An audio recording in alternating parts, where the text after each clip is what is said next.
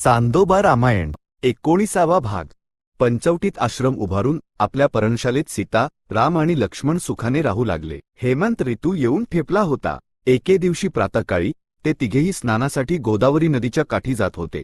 जाताना इकडच्या तिकडच्या गोष्टी बोलत लक्ष्मणाने भरताचे कौतुक केले आणि इतक्या उत्तम गुणांचा पुत्र असतानाही त्याची आई असून कैकेयीने दुष्ट वर्तन केले म्हणून तिची निंदा केली। तेव्हा राम मध्ये होऊन म्हणाला, कैकेयीची निंदा सोड, भरताविषयीच बोल। भरत, लक्ष्मण आणि शत्रुघ्न यांच्यासह सीतेसह आपण कधी राज्य करणार, या विचाराने रामाच्या मनात खंत उत्पन्न झाली। तिघेही गोदावरीत स्नान करून आश्रमात परत आले।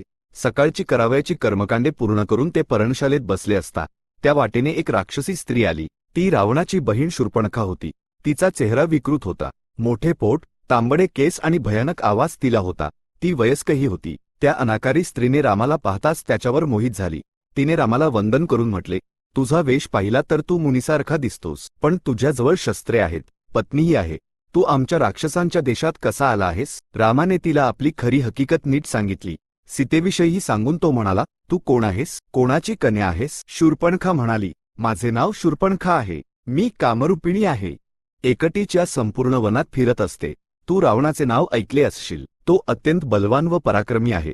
विश्ववसूचा पुत्र, राक्षसराज, तो माझा भाऊ आहे। नेहमी झोपणारा कुंभकर्णही माझा भाऊ आहे।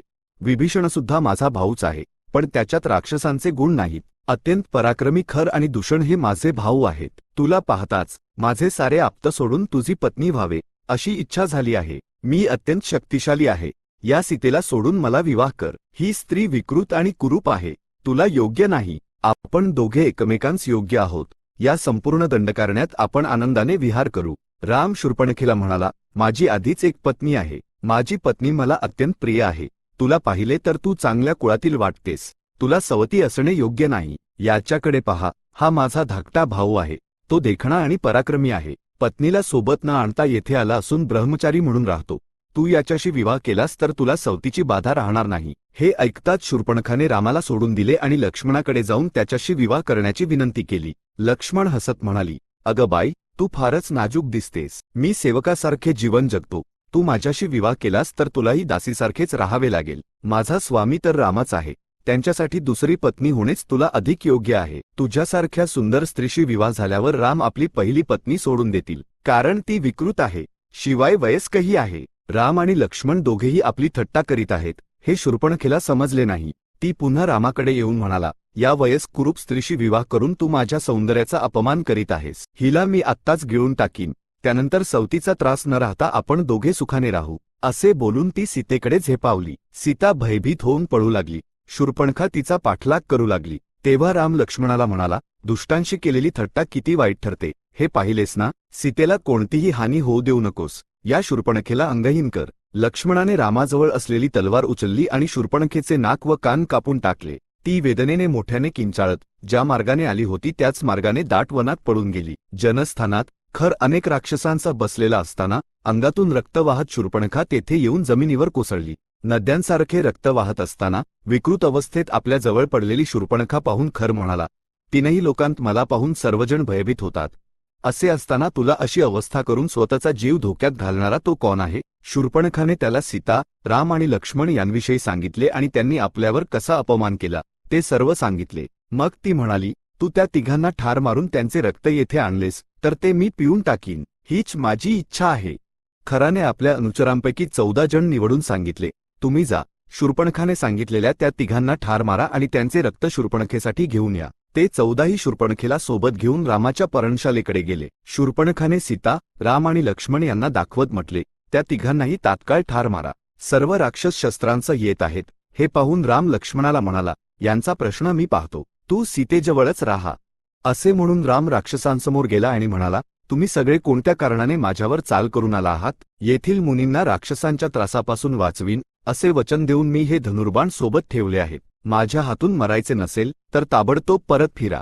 राक्षसांनी ही वाणी ऐकताच संतप्त होऊन म्हटले, तू आमचा स्वामी खर याचा कोप ओढवून घेतलास। तुला ठार मारण्यासाठीच आम्ही आलो आहोत। आम्ही पुष्कळ आहोत आणि तू एकटाच आहेस, म्हणून तुला मृत्यू अटळ आहे। असे म्हणून त्या 14ही राक्षसांनी आपल्या हातातील शूळ रामावर फेकले। रामाने 14 बाण सोडून ते सर्व शूळ मध्येच छिन्न केले। मग तेच शूळ उचलून धनुष्यावर चढवून त्या 14 राक्षसांना ठार केले। सर्वजण जमिनीवर कोसळून प्राण सोडून बसले. हे दृश्य पाहून शूर्पणखा भयभीत झाली. ती मोठ्याने किंचाळत पळाली आणि पुन्हा खराच्या जवळ येऊन कोसळली. शूर्पणखेला अशी अवस्था झालेली पाहून खर चिडून म्हणाला, आता पुन्हा का रडत लोळत आहेस? आत्ताच तुझे काम करून येण्यासाठी लोखंडासारखी ताकद असलेले 14 राक्षस मी पाठवले होते. ते अजेय आहेत. आता शांत राहा. त्यावर शूर्पणखा म्हणाली, तू त्यांना पाठवलेस, पण ते सगळे त्या रामाच्या हातून मारले गेले. मी रडते आहे, कारण मला भीतीने ग्रासले आहे. तो राम साधा मनुष्य नाही. तो आणि लक्ष्मण दोघेही अत्यंत पराक्रमी आहेत. माझ्या अपमानाचा आणि मारल्या गेलेल्यांचा सूड घ्यायचा असेल तर तू स्वतः येऊन त्या रामाला ठार मार. ते केले नाहीस तर तुझे शौर्य केवळ दिखावा आहे.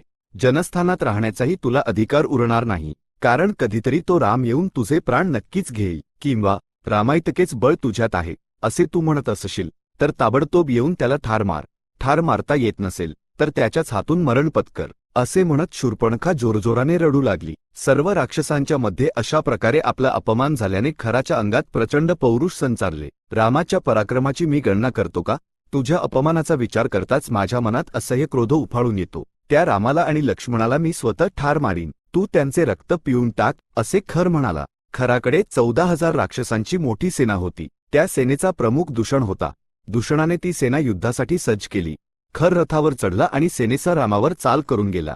खराच्या मागे 12 राक्षस प्रमुख होते आणि दूषणाच्या मागे आणखी 4 सेनापती होते. आपल्यावर एक मोठी राक्षस सेना चालून येत आहे हे लक्षात येताच रामाने सीतेला लक्ष्मणासोबत एका गुप्त गुहेत पाठवले. ते निघून गेल्यावर रामाने आपले कवच परिधान केले आणि राक्षसांच्या आगमनाची वाट पाहू लागला. थोड्याच वेळात मोठा कोलाहल माजवत, भेरी वाजवत आणि संपूर्ण वनात गडगडाट पसरवत राक्षस सेना तेथे येऊन पोहोचली. रामाला जिकडे पाहावे तिकडे राक्षसच राक्षस दिसू लागले. खराचा रथ रामाजवळ पर्णशालांच्या आसपास येऊन थांबला. राक्षसांनी रामावर बाणांचा वर्षाव सुरू केला. त्यांपैकी अनेक बाण रामाने आपल्या बाणांनीच अडवून पाडले. पण राक्षसांनी फेकलेली काही शस्त्रे रामाच्या अंगाला लागली. तरीही तो पर्वतासारखा अचल उभा राहिला. परंतु रामाने सोडलेल्या तीव्र बाणामुळे राक्षस मरू लागले. अनेक राक्षस रामाच्या हातून मारले गेले. काही जण घाबरून खराच्या शरण गेले. दूषणाने त्यांना धीर दिला आणि तो स्वतः रामावर चालून आला. त्याच्यासोबत आलेल्या राक्षसांचा दूषणावर रामाने गांधर्वास्त्राचा प्रयोग केला. हजारो बाण प्रकट झाले आणि राक्षसांवर कोसळून त्यांच्या प्राणांचा अंत केला. राम आणि दूषण यांच्यात घोर युद्ध झाले. त्या युद्धात रामाने दूषणाचा सारथी, त्याचे घोडे आणि शेवटी दूषणाच्या दोन्ही भुजा आपल्या बाणांनी छाटल्या. दूषणासोबत आलेले 5,000 राक्षसही मारले गेले. राम एकटाच असूनही 14,000 राक्षसांचा संहार करून बसला होता. त्यांपैकी केवळ खर आणि त्रिशिरा नावाचा एक राक्षस उरला होता. खराचा क्रोध सीमापार झाला होता. जेव्हा खर रामाकडे धावू लागला तेव्हा त्रिशिरामध्ये होऊन म्हणाला, रामाला मी ठार मारीन. तू पाहत राहा. जर रामानेच मला मारले तर त्यानंतर तू त्याला मारू शकशील. खराने त्यास मान्यता दिली. त्रिशिरा आणि राम यांच्यात भयंकर युद्ध झाले. त्या युद्धात त्रिशिराने आपले घोडे, सारथी आणि ध्वज गमावले. छातीवर बाण लागून तो मूर्छित होऊन पडला. त्या अवस्थेत रामाने 3 बाण सोडून त्रिशिराचे मस्तक छाटले. त्यानंतर राम आणि खर यांच्यात युद्ध सुरू झाले. युद्धतंत्रात पारंगत असल्यामुळे खराने रामाच्या हातातील बाण मोडून टाकला. एवढेच नव्हे तर त्याचे कवचही तुकडे तुकडे करून फाडले. रामाच्या संपूर्ण शरीरातून रक्त वाहू लागले. तेव्हा रामाने अगस्त्यांनी दिलेले धनुष्य उचलले आणि भयानक बाण सोडून खराला रथविहीन केले. खराने आपली गदा रामावर भिरकावली. रामाच्या बाणांनी ती चुरचुरून तुटून पडली. त्यानंतर जवळ उभे असलेले एक झाड खराने मुळासकट उपटून रामावर फेकले. रामाने तेही आपल्या बाणांनी छिन्न केले आणि एका क्षणात खराचा वध केला. या प्रकारे रामाने खर, दूषण आणि 14,000 राक्षसांचा संहार केला. त्यामुळे दंडकारण्यातील राक्षसांची भीती पूर्णपणे नाहीशी झाली. युद्ध समाप्त झाले हे समजताच सीता गुहेतून बाहेर आली. तिने रामाला घट्ट आलिंगन दिले आणि अत्यंत आनंदित झाली. चांदोबा रामायण 19वा भाग संपन्न. सद्य स्वस्ती.